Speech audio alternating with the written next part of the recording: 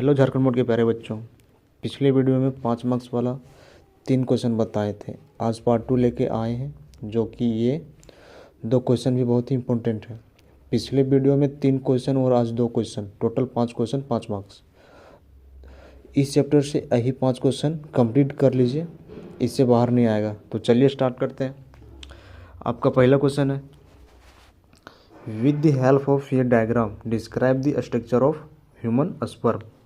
एक आरेख की मदद से मानव शुक्राणु की संरचना का वर्णन करें। ठीक है। Human sperm is the male gamete produce in the testis. मानव शुक्राणु पुरुष युग्मक है जो वृषणों में बनता है। It is a macroscopic motile cell about 60 micrometre long. Structurally a human sperm is differentiated into 4 part. First one head, second neck, middle piece and tail. ठीक है। यह लगभग 60 माइक्रोमीटर लंबा और सूक्ष्म एवं गतिशील होता है। ठीक है। संरचनात्मक रूप से इसे 4 भागों में विभाजित किया जाता है। पहला सिर है, गर्दन, मध्य भाग और पूंछ। Process of the structure of human sperm are given below. मानव शुक्राणु की संरचना की प्रक्रिया नीचे दी गई है। चलिए एक एक करके देखते हैं। स्ट्रक्चर है ह्यूमन स्पर्म का। ठीक है।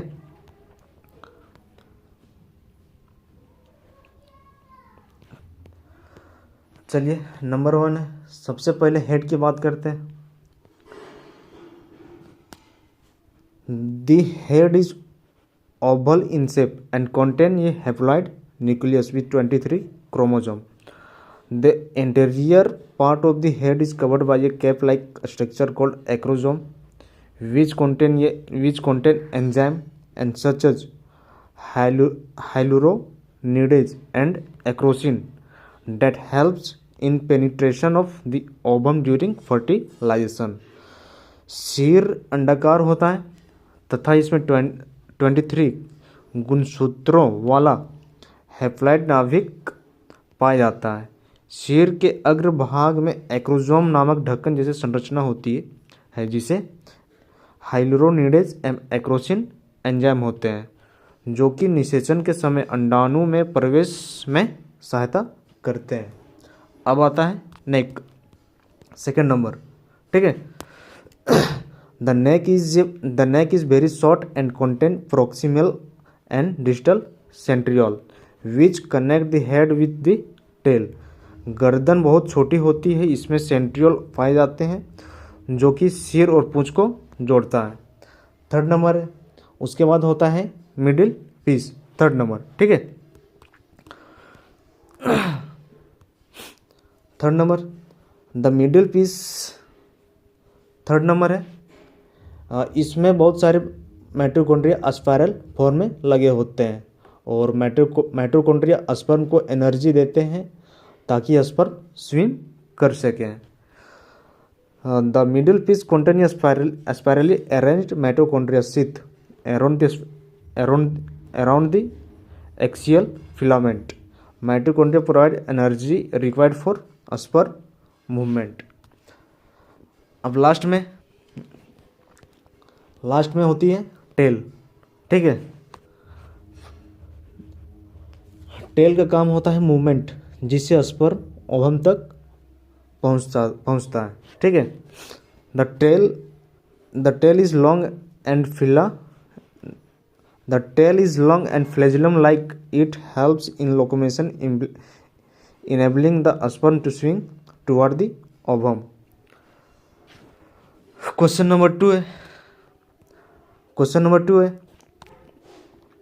Discuss the role of FSH and LH in gamete formation. एक क्वेश्चन 2016 और 2018 में पूछा है। ठीक है। युग्मक निर्माण में FSH और LH की भूमिका पर चर्चा कीजिए। तो चलिए इसका आंसर देखते हैं। इसका आंसर है FSH follicle stimulating hormone and LH luteinizing hormone are gonadotropin hormone secreted by the anterior pituitary gland. These hormones play an important role in gametogenesis in both male and females. FSH और LHH अग्र पीयूष ग्रंथि द्वारा स्रावित gonadotropin hormone है। ये दोनों hormone युग्मक निर्माण में महत्वपूर्ण भूमिका निभाते हैं। रोल इन मेल FSH कर देखते हैं, चलिए ठीक है। Role of FSH in role male. FSH act as Sertoli cell of seminiferous tubule of testis and stimulate spermatogenesis. FSH वृषणों की सेमिनिफेरस नलिकाओं की सर्टोली कोशिका पर कार्य करता है। It also helps in nourishment of developing sperm और शुक्राणु जनन को उत्तेजित करता है या विकसित हो रहे शुक्राणु को पोषण भी प्रदान करता है। Role of LH in mails.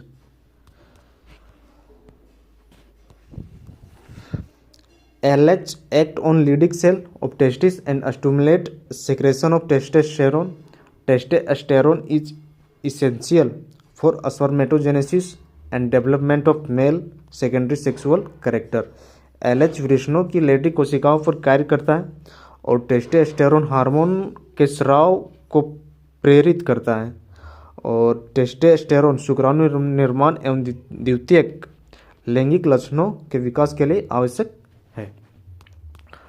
अब देखते हैं फीमेल में FSH का क्या रोल है, ठीक है।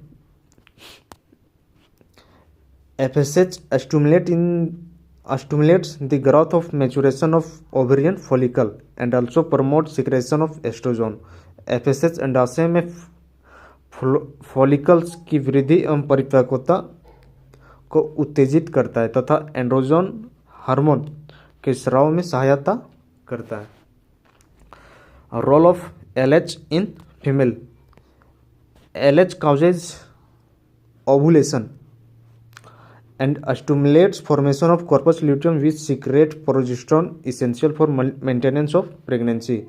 LH अंडोत्सर्जन करता है तथा कॉर्पस ल्यूटियम के निर्माण को प्रेरित करता है जो प्रोजेस्टेरोन का स्राव करता है, ठीक है।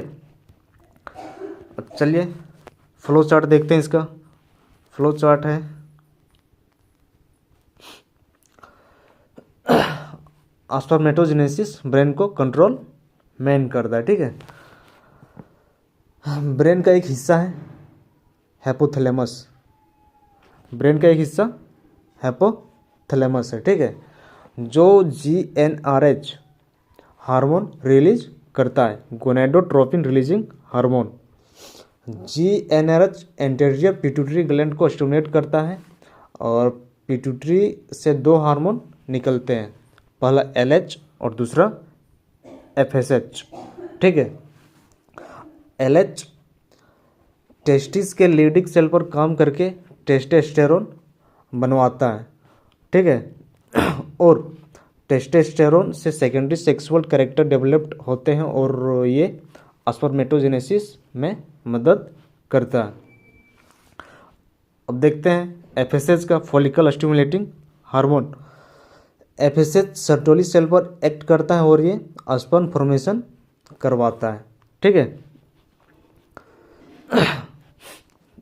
और इंग्लिश वालों के लिए, इंग्लिश मीडियम में जो लिखेंगे पेपर, उन लोगों के लिए एक बार बता देते हैं। Spermatogenesis is under hormonal control.